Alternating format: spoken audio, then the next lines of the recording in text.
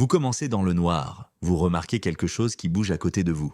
Quelque chose avec des nageoires et un instinct de tueur aussi primitif que vous. Vous êtes un adorable embryon de mégalodon flottant dans les profondeurs du ventre de votre mère.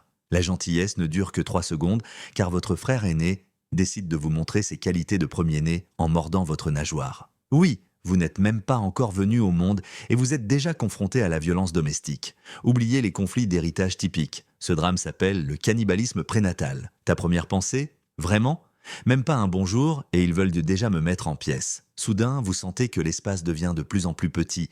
Vous bougez de manière inconfortable. Cette assiette de nourriture que vous mangez devient votre seul moyen de survivre. Soit tu le dévores, soit ton frère te dévore. La famille est toujours unie, n'est-ce pas? Alors, pendant que vous vous demandez si votre mère doit faire des livraisons Uber Sea pour nourrir autant de bébés affamés, vous optez pour l'option évidente. Avaler vos petits frères, ce n'est pas personnel, c'est une question de survie. Une seconde après le début de votre vie, vous êtes déjà la vedette de votre propre film d'horreur. C'est le monde fascinant de la gestation du mégalodon. Ici, nous ne prions pas Montchesebledia, notre père, car il n'y a pas de père. Sérieusement, ton père, le mégalodon, qui sait où il s'est probablement enfui pour nager sous prétexte de « je vais acheter des cigarettes » ou « je vais chercher du plancton » et n'est jamais revenu. Mais bon, maintenant que ton frère a dévoré l'autre et t'a miraculeusement laissé en vie, il est temps de passer à la partie amusante. Naître. Comme c'est excitant. La mère requin vous jette dehors comme quelqu'un qui jette les poubelles le lundi matin. Soudain, on passe de la chaleur de l'utérus à l'immense mer glacée. Bienvenue dans ta vie, crack. Vous battez des ailes à quelques reprises et vous pensez « et ma mère ?» Eh bien, là vous le voyez, s'éloigner à toute vitesse. Pas même un « bonne chance fils, ne meurs pas de froid ». Juste un coup de queue et au revoir. Ne vous inquiétez pas, la vie vous apprendra que ce n'est que le premier d'une longue série d'abandons. Vous voilà avec une solitude digne d'une émoticône en pleurs. Vous vous demandez si vous avez un forfait de données pour regarder des mèmes pendant que vous nagez, mais vos palmes ne sont pas assez bonnes pour contenir un smartphone. Vous regardez tout avec émerveillement, les poissons, les coraux, et... Attendez, c'est un dauphin? Quelle créature étrange et trop heureuse, elle télécharge probablement des selfies sur son compte Delphigram.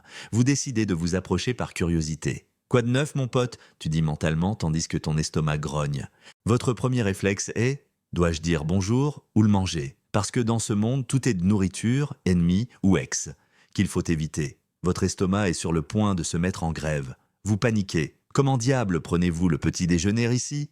Vous commencez à chercher quelque chose de tendre à mordre. Soudain, une belle tortue marine centenaire apparaît.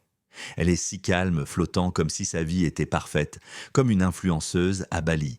Tu avales. Pauvre petite, mais j'ai faim, que dois-je faire? Et dans cette seconde de doute, votre instinct animal l'emporte. Miam! Vous mordez sa carapace, elle se brise en 1000 morceaux et la tortue pousse un cri qui ferait dresser les cheveux sur la tête de Godzilla. Du sang vert ici, des confettis de coquillages là, et ton ventre, enfin heureux. Quel festin! J'aimerais qu'il y ait de la sauce barbecue, mais il n'y a pas d'Uber Eats au fond de la mer. Triste réalité. Après avoir taché la moitié de l'océan avec des morceaux de tortue, vous nagez fier de votre exploit culinaire. Maintenant, avec le ventre plein, vous vous sentez comme le roi du monde. Soudain, vous voyez des lumières, ou du moins c'est ce que vous pensez. Ce sont en fait des méduses. Ils brillantent comme des LED, comme des danseurs au Super Bowl. Vous essayez d'en manger un, boum, choc électrique. Vous vous tortillez et pensez « Ah, ça a le goût d'une prise mal branchée ». Une expérience vraiment désagréable, vous prenez note mentalement de ne plus jamais manger de méduses grillées au dîner. Au dîner, le temps passe, tu grandis, beaucoup, comme un abonnement premium qui se renouvelle sans préavis sur votre carte. Soudain, vous mesurez 6 mètres, puis 30, 40, et vous n'avez même pas encore atteint l'adolescence. Vous commencez à découvrir que vous êtes un requin spécial, un mégalodon. Et cela signifie que vous avez besoin de plus en plus de calories. Vous devenez un aspirateur sous-marin dévorant chaque créature qui croise votre chemin. Thon, phoques sans méfiance, bancs entiers de sardines et même le plongeur occasionnel imprudent qui descend pour prendre des selfies sous-marins. Waouh, tu ne comprends pas tout, mais tu pourrais lui mordre la jambe. Et oui, ça a un goût étrange, comme du caoutchouc mélangé à des traumatismes d'enfance. Un jour, vous réalisez que le grand menu est arrivé, les baleines. Alors, vous vous approchez prudemment, à la manière d'un prédateur ninja, pour voir si vous pouvez convaincre cette baleine de faire une apparition dans votre estomac. Elle dit « Je suis un être spirituel connecté à Mère Nature, partagez-le sur mes réseaux de thérapie par les baleines. » Mais ça ne vous intéresse pas. Vous avez autant d'empathie qu'un courrier indésirable promettant de faux héritages. Vous vous préparez à l'assaut. Tu penses « À 3, gamin, à 3 !» Boum! Tu l'as frappé avec tout ce que tu pouvais. L'impact est si fort que si vous le téléchargiez sur YouTube, il serait démonétisé pour violence excessive. Votre mâchoire se remplit de morceaux de graisse et le sang tache l'eau d'une teinte rouge si vive qu'elle ressemble à un problème de saturation. Un scandale, allons-y. Vous évoluez dans la vie en tant que prédateur suprême et soudain vous remarquez quelque chose d'étrange. Un mégalodon femelle massif, plus gros que vous, nageant au loin. Vous sentez quelque chose dans votre nageoire dorsale que nous décririons comme des papillons dans votre estomac, si ce n'était pas le fait que tout ce que vous avez dans votre estomac sont les restes d'un dauphin sans méfiance. Tu t'approches en disant « Hé ma belle, où vas-tu » Elle vous lance un regard du genre « pas mal ce grand gars ». Il commence une sorte de danse préhistorique. Oui, toi dansant dans l'eau comme si c'était une fête géante avec des requins dans la piscine. Soudain, la passion. 3 minutes d'accouplement de mégalodon. Ce qui, à l'époque des requins, est un marathon. Vous avez l'impression d'avoir établi une connexion avec elle, à un niveau presque spirituel. Mais spoiler, vous ne la reverrez plus jamais. Il s'éloigne aussi vite que vos collègues, bon, il vous laisse visible sur WhatsApp. Il n'y a pas de « je t'appelle plus tard » ou de « prenons un café et regardons Netflix ». Zéro, rien.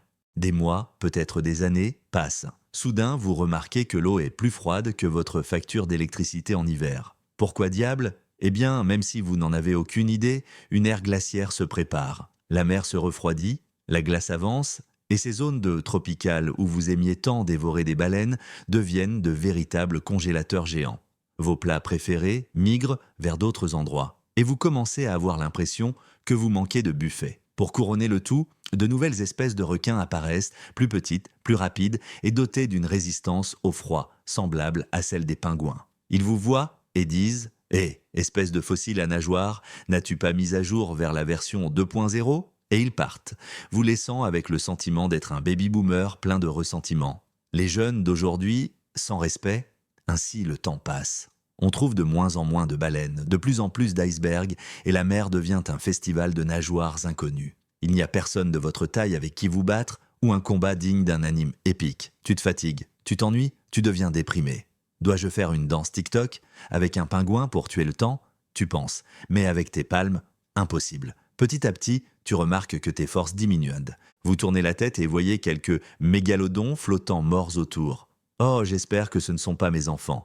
Si jamais j'en ai eu, pensez-vous avec la nostalgie d'un acteur hollywoodien au plus bas. Finalement, quand vous ne supportez plus le froid et que la faim vous ronge, vous décidez de vous allonger sur le fond marin. Vous avez l'impression que la vie vous échappe. Et avec une dernière pensée, vous maudissez le jour où votre frère a failli vous mordre la queue.